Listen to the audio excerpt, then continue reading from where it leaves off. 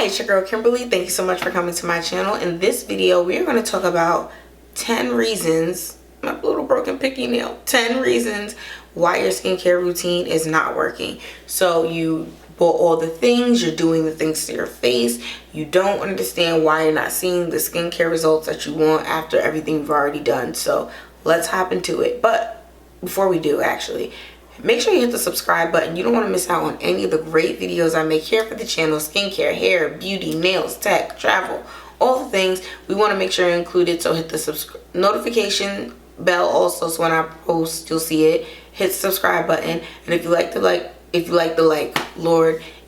video, hit the like button. All right, now that we got the housekeeping out the way. 10 reasons why your skincare is not working. Number 10. Change your sheets and your pillowcases regularly. I know that that's something that we might think about less, but we need to be thinking about it more, especially if you have like a satin pillowcase for your hair. All that stuff is then transferring to your face as you roll around at night, or even if you sleep in one spot. You need to make sure you're cleaning that regularly, washing it regularly. That way any bacteria, oils, dirt that's in the pillowcase and the sheets is not transferring to your skin.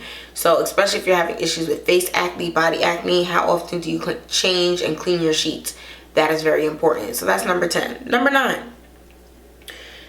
Decrease/change your hair care products. Sometimes the things that we can be using on our hair, especially if we're using like around the hairline, can ultimately result in us having acne or adverse results for our skin. So like certain hairsprays, certain edge controls, like your skin might be having a bad reaction to it. So even though you're doing all this exfoliating and taking care of your overall face skin, because of these hair products, it's causing a negative reaction. So you might have to either switch it up or take a break or not use as much. Maybe increase the frequency that you're washing your hair, or at least washing your edges, so that way your skin won't be in contact with those chemicals as much. So something to keep in mind if you're seeing that big breakouts, especially around your hairline. Also wash your hair ties, scrunchies, satin caps, and all the combs, brushes, and utensils that you use for your hair. Keeping that clean regularly too is important, not only for your face skin, also for your scalp, but keep everything clean. Number 8, change your skincare routine with the season or the environment. So some people just buy one set of skincare products and it'll be using it'll work great all summer, all spring. But then once summer's over and you hit fall, you're like, ooh, I'm dry, I'm looking dull, I don't look vibrant, my skin looks lifeless. Like, sometimes you have to increase the moisture or use a different or heavier creams in the winter, early spring months. Sometimes in the summertime you might need to use less stuff because you're sweating more and you want your pores to be clogged up as easily. So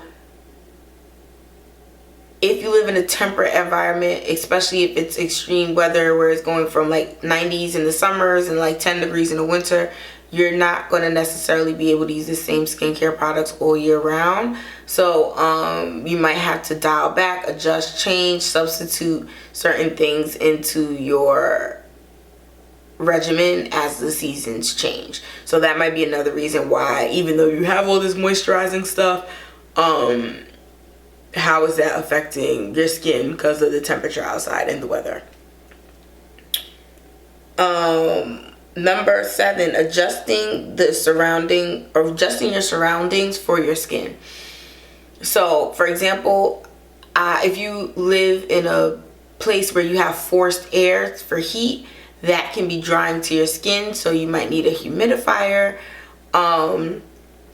If you are at a higher elevation, that can have effects on your body. So those kinds of things in your surroundings, you might not easily be able to change it. Some things might be as easy as getting a humidifier or turning the heat down.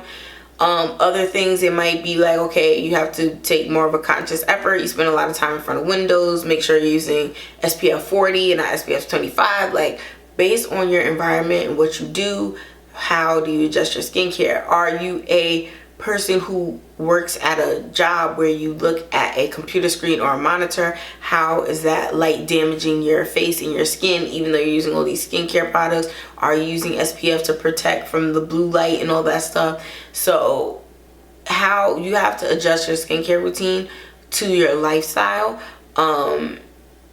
So that is another factor, that even though you might be using products that it says it's for oily skin, it says it's for dry skin, if it's not necessarily fitting in with what the needs are for how you live your life, it still might not help you, even if it is supposed to be for your skin type or tone. So that is something to take into account.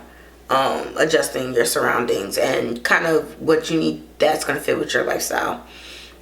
Number 6, cleaning your skin properly. A lot of people do not clean their skin properly. They do not use the cleanser that goes with the type of skin that they have.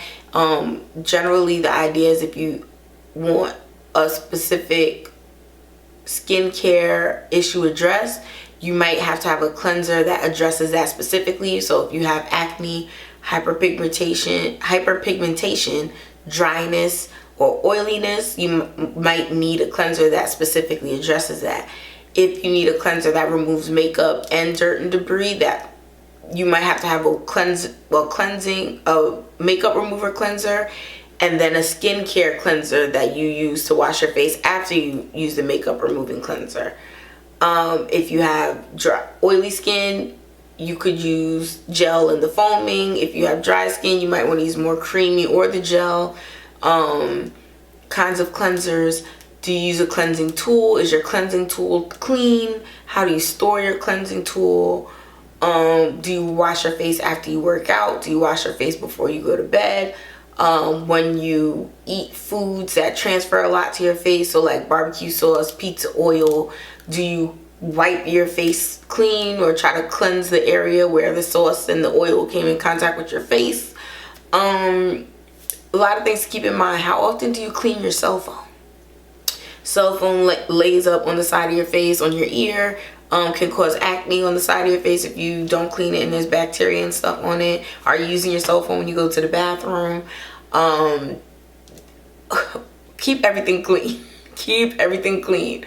Wipe it down with alcohol pads, wash your face, change out whatever you're using to clean your face, whether it's the brush head on the cleaning tools, your washcloth, your scrubbers, whatever it is. That's something kind of like your toothbrush you change regularly. You need to change your face cleansing implement regularly too. So depending on what it is will determine the frequency, but usually with the facial cleansing brushes it's once a month, and if you have a washcloth, like every other day, every 2 days, you should be changing that thing. So that way, especially if you have makeup and stuff on it, you don't want to just keep using it over and over again. Number 5, using too many products. Too much of a good thing could be a bad thing. So if you're using if you have a 58-step skincare routine, there's most likely products that are competing with each other, that are canceling each other out. You have the oil-free cleanser, but then you put a face oil on your face, and then like it's too much going on, and it's too much of a good thing, so you're not getting any results because it's now a bad thing. Similarly, another thing that you could be doing wrong is using the wrong products. If you have combination skin, you can use a certain set of products. Same thing with oily, same thing with dry. Do you have sensitive skin? Do you have hyperpigmentation? What is your are you trying to get rid of wrinkles, or are you trying to bring moisture? Do you need to exfoliate, or is your skin very sensitive and you need a chemical exfoliant instead of a physical exfoliant? Or maybe you need one that mixes both together. Like, a lot of trial and error. Best case scenario is you can connect with some kind of professional who is knowledgeable about these things. They could tell you what you can use to help with your skin.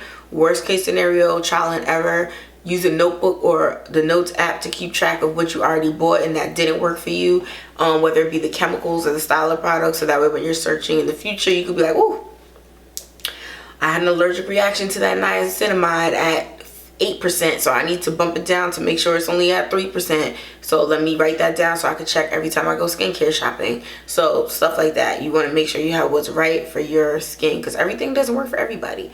And there's nothing wrong with trying new products, but I would definitely caution you against buying everything that's going viral. A lot of things just aren't for you, and that's just the way it is because you only have one type of skin. So if there's a new for instance, the trend used to be cleansing balms. Some people still use them, but it was a huge thing. Cleansing balms, cleansing oils, cleansing balm, cleansing oils. And I bought the big Sephora cleansing oil. I bought the pharmacy green cleansing balm, and I was trying to force myself to use them because they were like cool. And it was exacerbating my acne and I looked crazy. But once those finished, I was like, okay, maybe if I leave these alone, let me see what happens. And of course, what happened, my acne started clearing up. So definitely everything is not for your skin type, and that's fine. You might just have to use something else.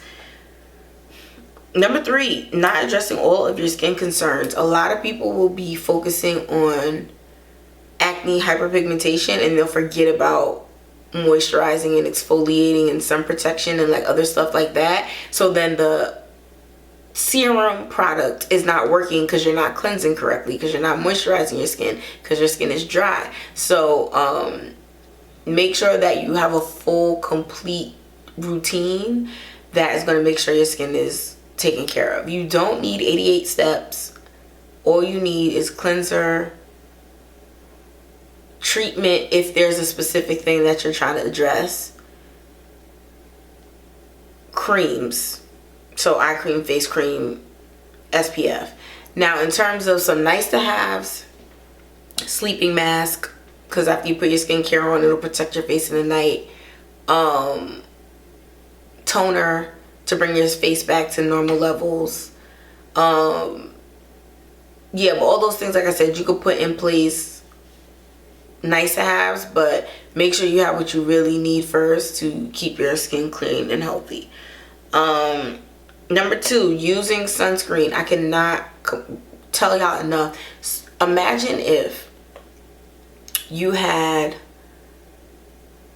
brand new hairstyle, you go to get it done and your hair is va va voom amazing, and then it starts raining.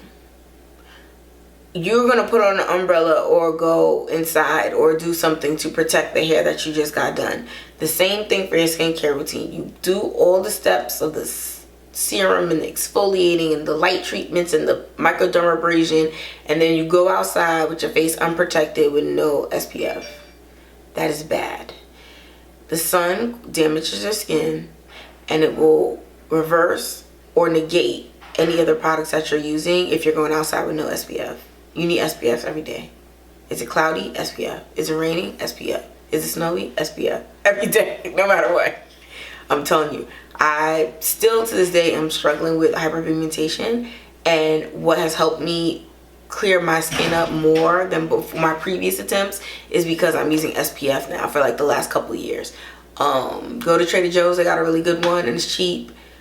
Get your SPF on. Lastly, number 1, drink water. So based on how much you, my golden rule for water, based on how much you weigh, divide that in 2, and that's how many ounces of water you should be drinking every day. So if you weigh 100 pounds, you should drink 50 ounces of water every day. So a lot of people, you got your little cute tumblers, your Stanley cup. Make sure you're filling that up multiple times a day so that way you can have enough water to be hydrated. When you are dehydrated, the first place that the moisture is lacking is your skin. The rest of your organs are suffering also, but your skin is going to be the one that shows it the most. So in order to negate that, you need to drink your water so you can look moist and supple and moisturized, okay? Drink your water. If you don't like it, get a sugar-free water enhancer, put fruit in your water, put vegetables in your water, do something to switch up the water, but you need to drink water, okay? Water. It's really going to help your skin a lot. And your overall body and mind clarity and everything. You're going to like yourself on water, I promise. Drink water. Alright, thank you so much for taking the time to watch my video, and I'll see you next time. Bye.